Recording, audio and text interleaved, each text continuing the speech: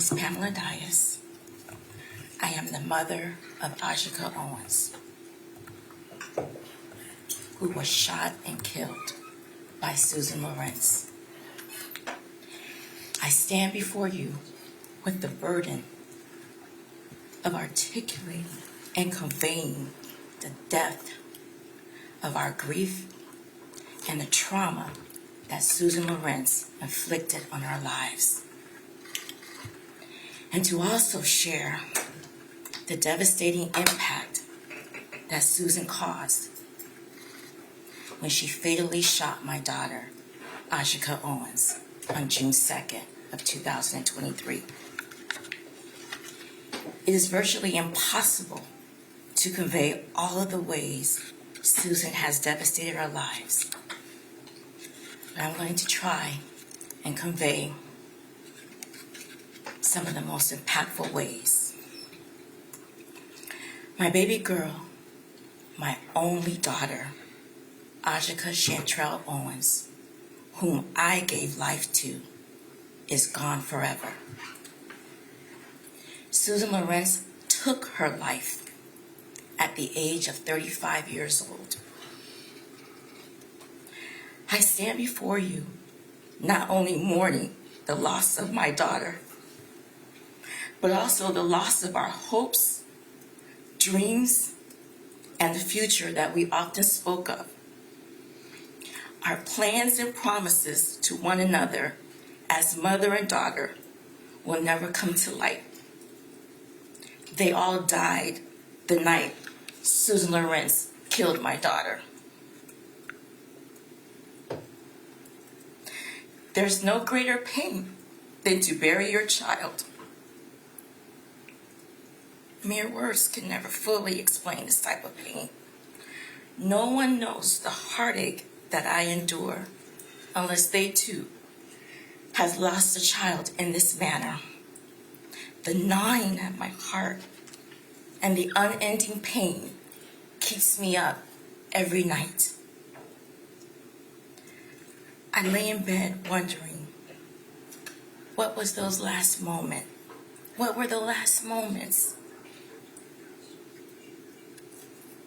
What were those last moments like for Ajike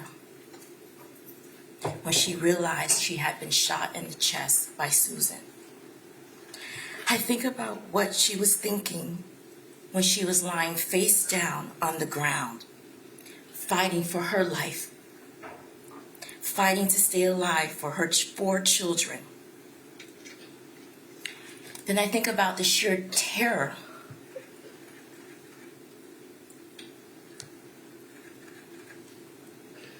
and the distress that my grandchildren went through, witnessing their mom dying at the hands of Susan. I think about the pain she must have felt as she took her life, her last breath. This haunts me each and every night. I'm still trying to grasp and cope with the fact that my daughter, my baby girl, is lying 6 feet underground, breathless, lifeless, and will never be with us again. I stand before you, a mere shell of the person that I once was. I am overwhelmingly consumed with grief. It has taken over my life. Every hour of the day, I fight back the tears, fight the urge to scream, but I cry silent tears. I've lost that natural smile and happiness and zest for life that I once had.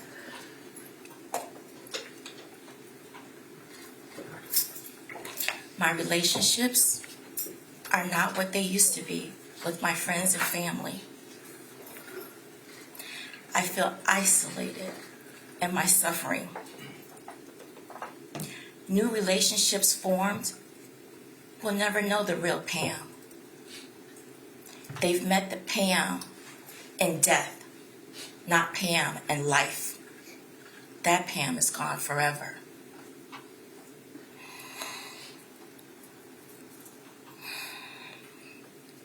Every part of my life has been impacted. When Susan killed Ajike, she took away my freedom, the plans that I had for my own personal life.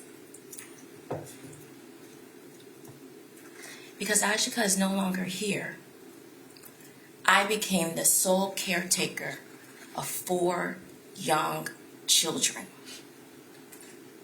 my grandchildren, whom I love dearly.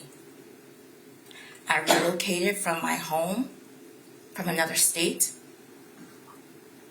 I was forced to resign from a career that I loved as a flight attendant, where I was traveling the world, happy.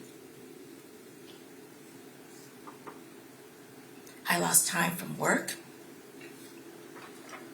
and I still struggle to maintain the ability, the mental capacity to concentrate and maintain employment.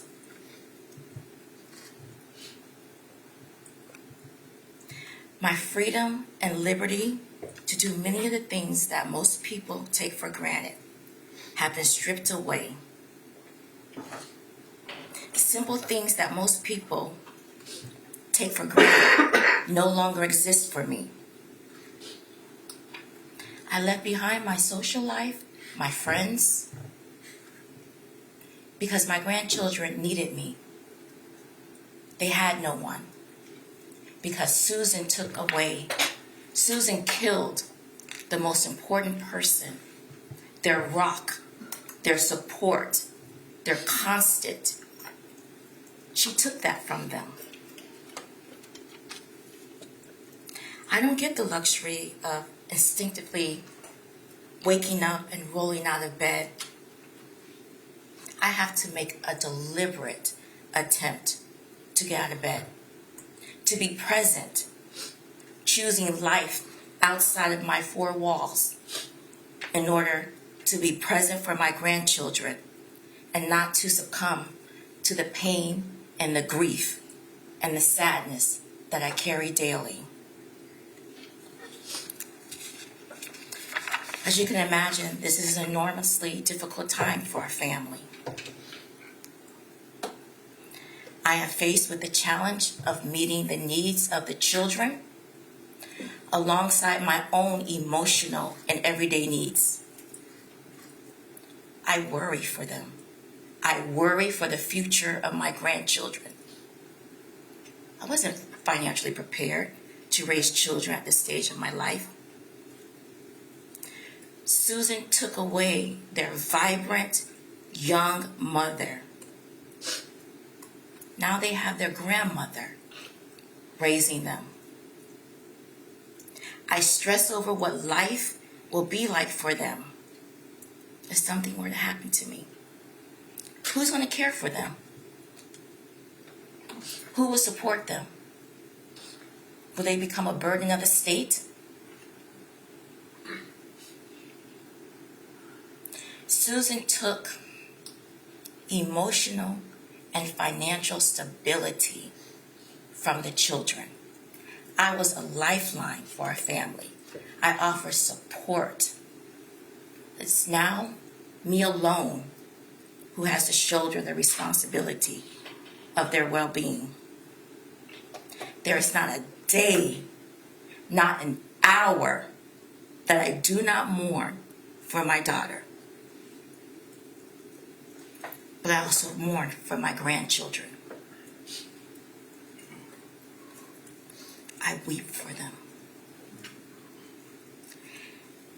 Every tear from my eyes is for Titus, Africa, Israel, and Isaac. I see the pain in their eyes, even when they seem like they're happy. I recognize it because because I carry that same pain. Our true essence and being of who we once were is gone forever. But we put on a brave face to face the world.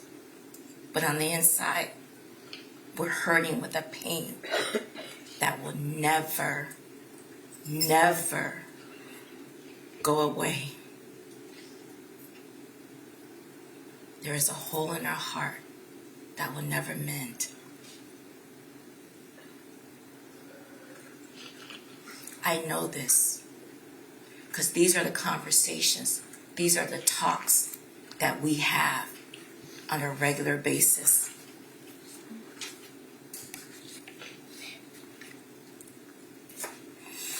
No one can fully understand the turmoil, the gravity of Susan killing my daughter. Susan killing Isaac, Israel, Africa, and Titus's mother. Susan destroyed our family. She destroyed our family. She killed our family. The children are left with a lifetime of scars.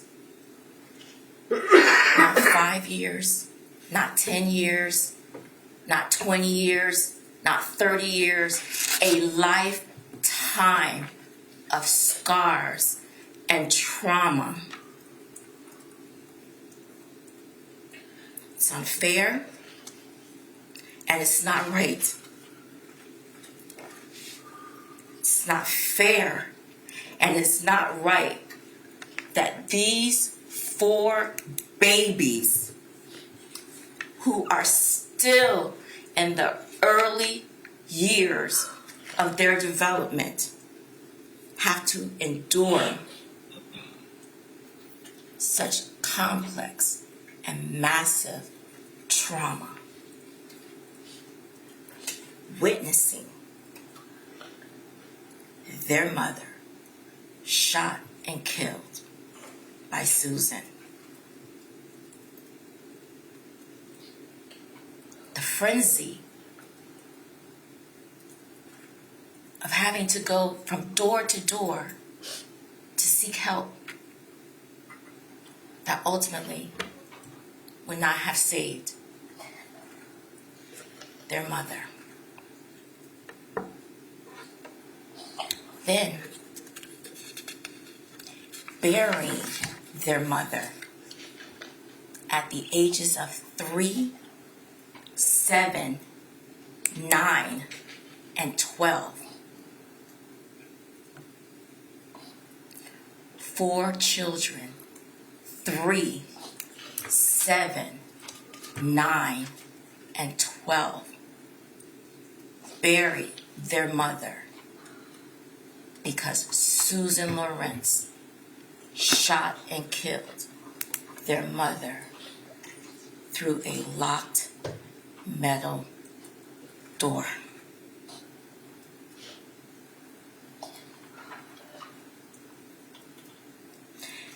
This type of trauma that they've endured so early on in life will ultimately alter the course of their future development. It already has. Everyday activities, going out to eat, going to the movies, trips to the grocery store, they all can be triggering. Whenever they see an older white woman that remotely resembles Susan, the fear, the uneasiness,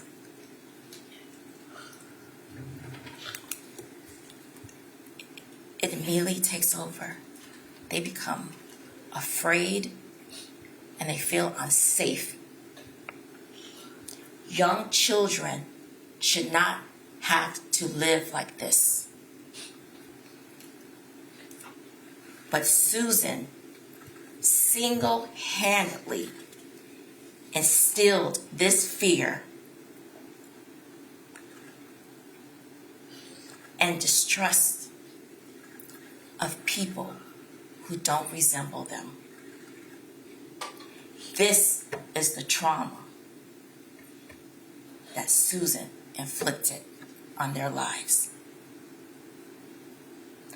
Isaac, Israel, Africa, Titus. They only have 3 to 12 years of memories with their mother. Titus, the baby, his memory will ultimately fade. The reality is that he will more than likely never remember his mother.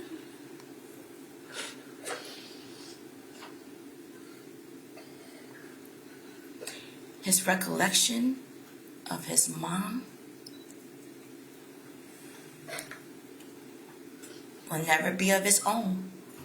It's all going to be of the stories and the memories that we share with him. He'll never remember what it was like for her to sing to him at night, for her to rub his back to sleep. It breaks my heart when I hear this sweet boy say, "I want mommy. I miss mommy," knowing she's never coming back. I miss her too. I want her back too. Isaac, Israel, and Africa. Her friends, her loved ones want her back. She's not coming back. Susan took our ability to create memories with Ajike when she shot and killed her. The football mom, the cheerleading mom, the wiping of the tears mom, the kissing and hugging mom that made her kids feel better is gone forever. There'll be no more hugs. There'll be no more kisses. There'll be no more talks.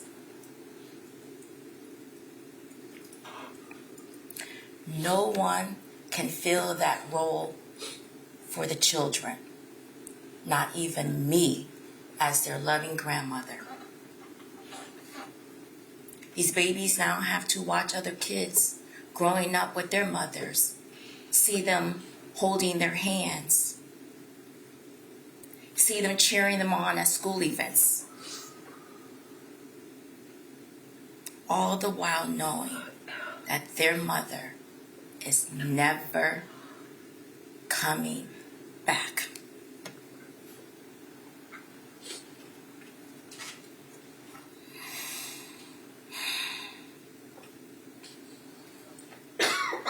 Every second Sunday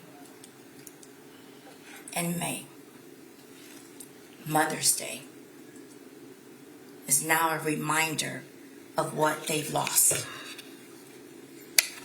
of what they no longer have.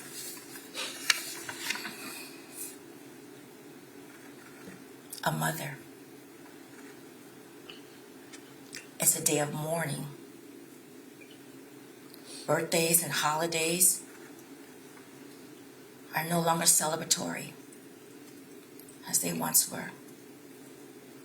Ajike will forever be missing as part of the celebration. She won't be present for the baptisms, the prom, graduations, their first love, their breakups, engagements, marriages, children. all the important pivotals, all the important moments that a parent and a child share together. Our family dynamics have changed. Our family relationships have been affected because we now have to deal with the turmoil and the confusion of all of these emotions. My grandchildren lost a fun-loving grandmother in me. I can't be that to them anymore because I have to fill the role of a parent. I've assumed the parental role. I do this while struggling with my own grief, my own pain, and my own suffering. Future generations will be impacted. 4 young children are now growing up without the nurturing and the love of their mother. Their children will be raised by parents who sustained trauma at a very early age. Their children's children will never know Ajike as a grandmother.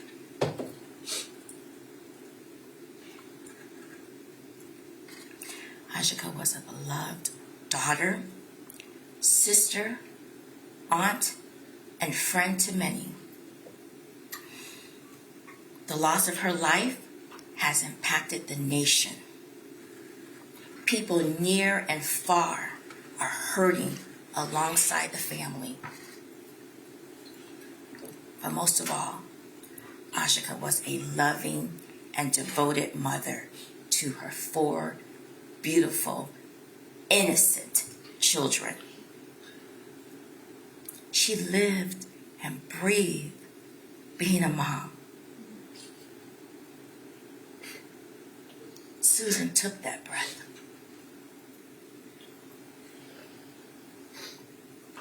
So we all know being a mother doesn't end at age 18 or 21. Children need their mother well into adulthood. But Susan's reckless act of manslaughter rendered my 4 grandchildren motherless. Sadly, Titus, Africa, Israel, Isaac have to live their remaining lives as a motherless child. A motherless child. I stand before you not as a brave and courageous mother, not as a strong grandmother. I stand before you as a broken-hearted mother, a mother in despair who lost her daughter.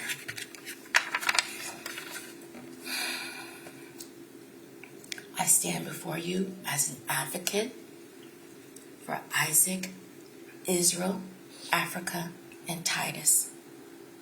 I stand before you for our future generations to come. Our pain and suffering didn't end when we buried Ajike. Our pain and suffering didn't end when Susan was found guilty of manslaughter. Our pain and suffering won't end with today's sentencing. Our pain and suffering will last a lifetime. A lifetime. Ajike died protecting her children from Susan Lorincz. Susan antagonized the children for years. She belittled them. She berated them. Her heinous act showed she doesn't have respect for the law. She doesn't have respect for law enforcement. Within 2 minutes of law enforcement on the way,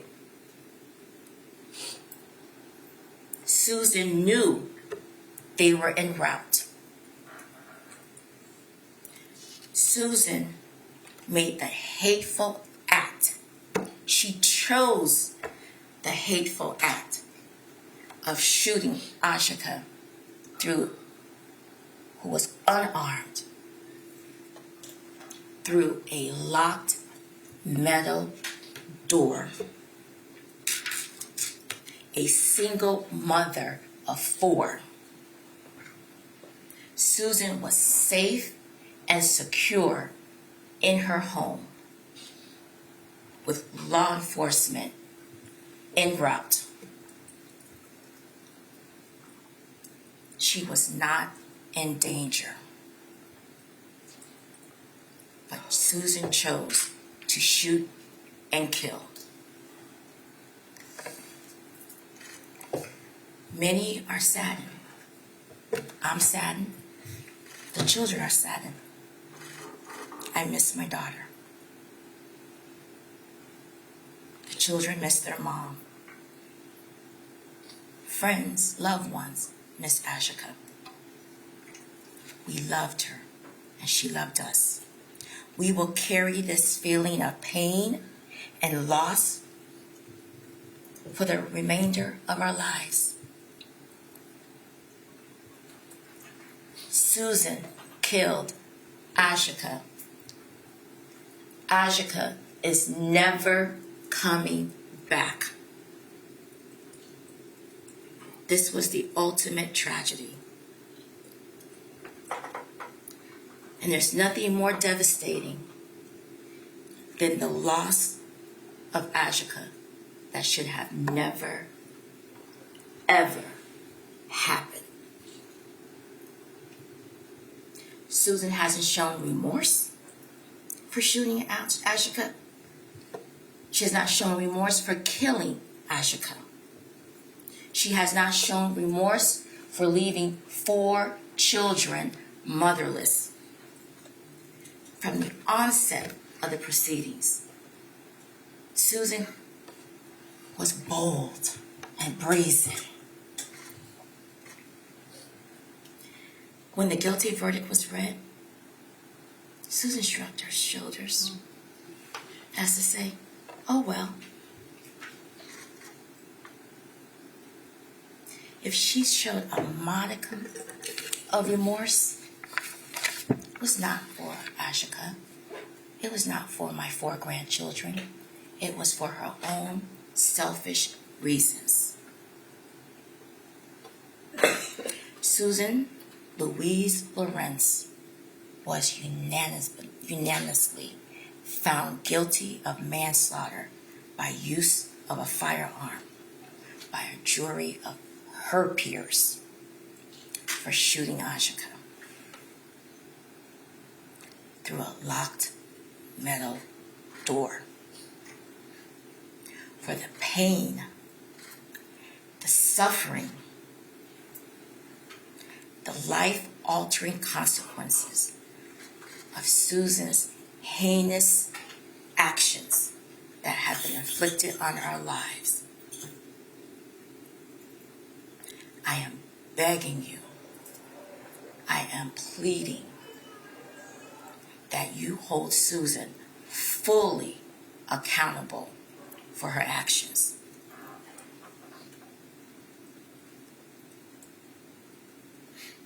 Four motherless children's lives. 4 motherless children's future depend on it. Susan doesn't deserve any leniency. There is no getting back of life. Someone is dead. A mother, a daughter is dead forever. And that is the reality that we must live with forever. Thank you. Thank you very much, ma'am.